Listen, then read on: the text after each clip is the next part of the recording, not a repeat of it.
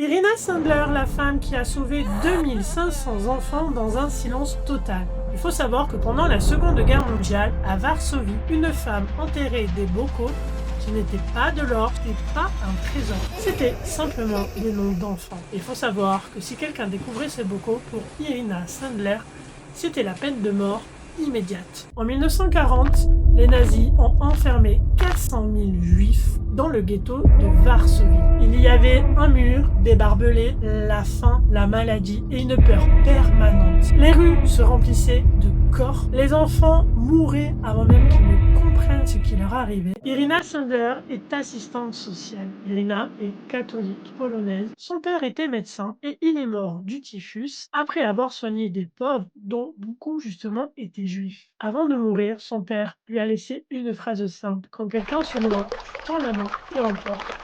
Grâce à son travail, Irina obtient un laissez-passer sanitaire. Officiellement, elle entre dans le ghetto de Varsovie pour inspecter les conditions d'hygiène. Mais officieusement, elle y entre pour organiser des sauvetages. Quand elle entre dans le ghetto, ça dépasse l'horreur inimaginable. Il y a des parents affamés, des enfants abandonnés parce que les parents savent qu'ils vont mourir, des enfants tellement affaiblis qu'ils ne peuvent même pas pleurer. Mais très vite, Irina, elle va comprendre quelque chose. Elle comprend que si elle ne sort pas les enfants du ghetto, ils vont mourir. Donc, Irina va prendre une décision. Elle va décider de sauver la vie des enfants, quitte à les arracher de leurs parents, même si cela signifie qu'ils ne se reverront peut-être jamais. Avec le réseau clandestin Zegota, elle organise des extractions. Les enfants sortent du ghetto dans des ambulances déclarées morts du typhus, cachés dans des caisses ou des boîtes à outils. Il y a même des enfants qui sortent par les égouts, sous des charrettes de marchandises. Par contre, pour les nourrissons, c'est beaucoup plus compliqué. On leur met un léger sédatif pour qu'ils évitent de pleurer au contrôle nazi. À partir de là, chaque enfant reçoit une nouvelle identité qui sera bien sûr fausse, avec un nouveau prénom, un nouveau nom, une nouvelle religion qui sera inscrite sur le papier. Il y aura aussi un lieu d'accueil, que ça peut être une famille, un couvent ou un orphelinat. Mais Irina, elle sait quelque chose qui va être essentiel dans cette histoire. Elle sait que si un jour la guerre se termine, ses enfants vont avoir envie de retrouver leur vraie identité. Donc elle va réfléchir et ce qu'elle va faire, elle va noter tous les noms. C'est-à-dire elle va noter les vrais noms des enfants ainsi que les faux noms des enfants, l'adresse d'origine et la nouvelle adresse là où l'enfant est caché. Elle va glisser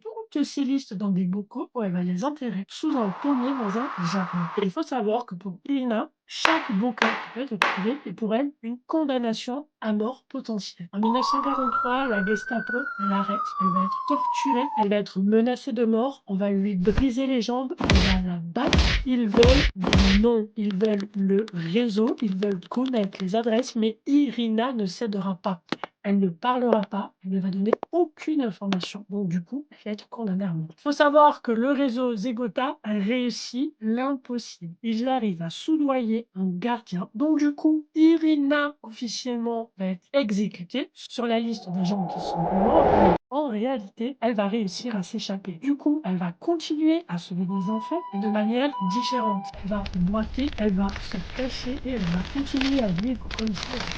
La guerre se termine et tous les bocaux vont être déterrés. Mais la vérité est brutale parce que malheureusement, beaucoup de parents ont été assassinés à Treblinka. Beaucoup d'enfants ne se souviennent de rien. Il y a certains enfants qui sont en famille d'accueil qui refusent de les quitter. Le sauvetage, il n'efface pas les traumatismes et malheureusement, il ne permettra pas aux enfants d'accéder au bonheur. Et ça, Irina, elle le sait. Plus tard, elle dira qu'elle n'a pas sauvé des vies. Elle a juste essayé de ne pas fermer les yeux devant l'horreur qu'elle voyait dans le ghetto de Varsovie. Il faut savoir que pendant des décennies, l'histoire elle sera inconnue. En 1965, elle va être reconnue juste parmi les nations. C'est en 2023 qu'elle va recevoir la plus haute distinction polonaise. Et en 2017, on va vouloir qu'elle gagne le prix Nobel de la paix, mais ça va lui être refusé. Elle n'obtiendra pas ce prix. Elle va mourir en 2008 à l'âge de 98 ans, sans fortune, sans gloire, sans jamais se considérer comme une héroïne. Il faut savoir que Irina Sandler n'a pas combattu avec une arme,